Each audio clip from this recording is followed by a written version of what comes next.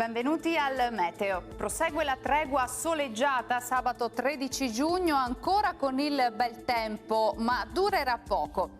Vediamo intanto la situazione nel dettaglio. Sul Veneto condizioni di tempo asciutto e stabile, sarà ancora il sole il protagonista della giornata, il cielo sarà sereno o al massimo poco nuvoloso. Entro la nottata qualche pioggia sui settori meridionali della regione e anche sui rilievi.